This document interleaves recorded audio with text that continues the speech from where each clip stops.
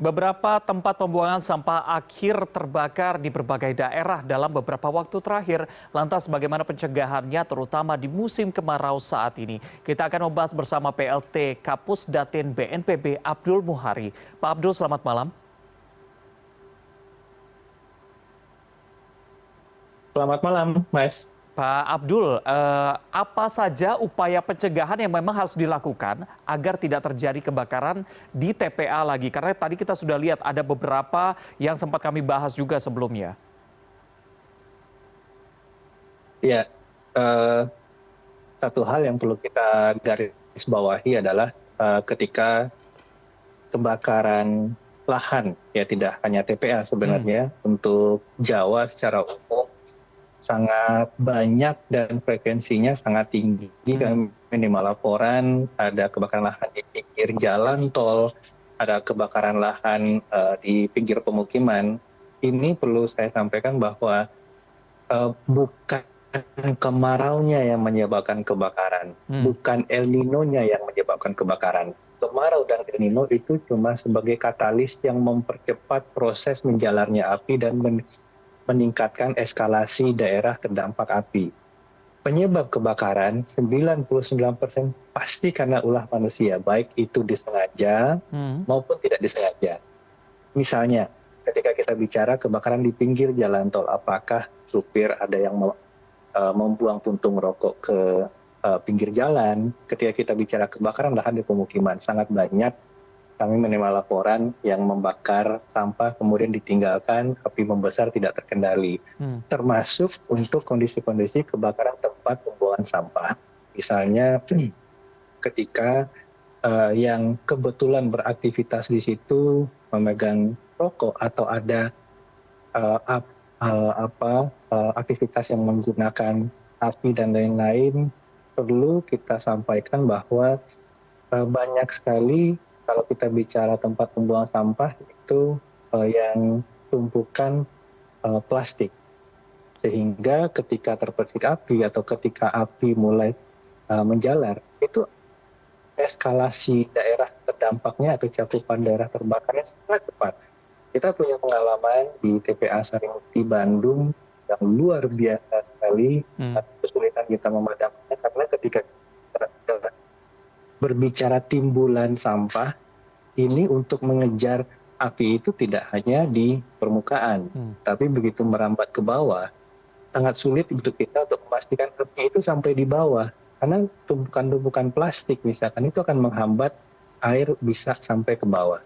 Jadi kalau tadi kita bertanya apa yang harus kita lakukan, benar-benar kita harus hati-hati dalam semua aktivitas terutama yang ada kaitannya atau mungkin kebiasaan-kebiasaan yang mungkin pada situasi normal tidak membawa dampak bencana signifikan, Hmm. sekarang harus kita perhatikan misalkan buang puntung rokok, membakar sampah dan Baik. lain-lain. Baik, baik. Karena tadi Anda katakan 99% dari penyebab kebakaran adalah ulah dari manusia. Tapi kalau Anda juga sempat menyebutkan mengenai TPA Sarimukti, beberapa lokasi termasuk di sana juga membutuhkan waktu yang lama dalam proses pemadaman. Apa saja yang menjadi tantangannya, Pak? Pertama, ketika kita sudah berbicara timbulan sampah, tadi saya sampaikan sangat banyak komponen-komponen plastik yang sangat mudah Hmm. dilalap api.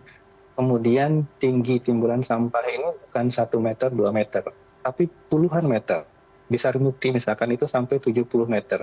Kalau kita bicara lahan gambut misalkan, lahan gambut juga memiliki kedalaman yang mungkin bara apinya masih menyala itu sampai 20 atau 30 meter. Tetapi ada pori-pori gambut yang memungkinkan air bisa masuk.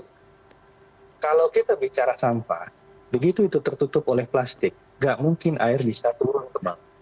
Nah ini yang kemudian menjadi kesulitan meskipun api permukaannya sudah 100% bisa kita padamkan, tapi asapnya akan tetap muncul karena api di bawahnya masih menyala. Hmm. Sehingga mungkin kita harus menggali lagi paritan cukup dalam di sisi-sisi yang tinggi, drop waterbombing di situ supaya dia bisa meresap, tapi ini juga untuk menjamin efektivitasnya harus jadi trial dan error gitu. Hmm. Hmm.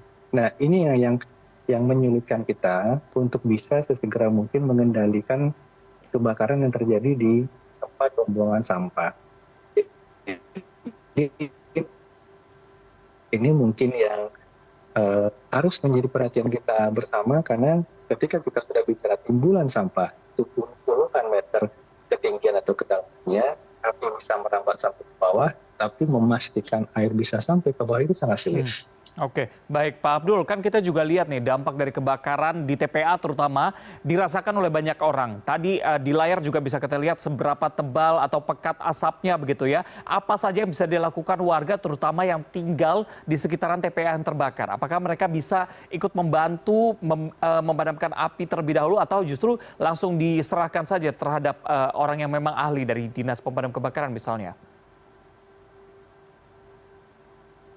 Untuk kebakaran sampah yang sudah terjadi eskalasi, tentu saja kita tidak menyarankan warga yang bukan anggota pemadam kebakaran yang memang terlatih untuk itu untuk ikut berkontribusi dalam memadamkan api. Itu akan malah mungkin bisa membahayakan keselamatan mereka sendiri. Jadi untuk upaya pemadaman tentu saja pemerintah daerah membentuk Satgas Darat. Yang paling bisa dilakukan Satgas Darat ini adalah tim satuan pemadam kebakaran. Mungkin misalkan ada keterbatasan jumlah unit pemadam kebakaran, mungkin bisa meminta bantuan kepada kabupaten kota terdekat, kemudian membuka akses jalan supaya Satgas Darat ini bisa menjangkau daerah-daerah untuk memotong. Baik, kami mengalami gangguan teknis dengan Abdul Muhari. Terima kasih sudah berbincang bersama kami, PLT Kapus Datin BNPB.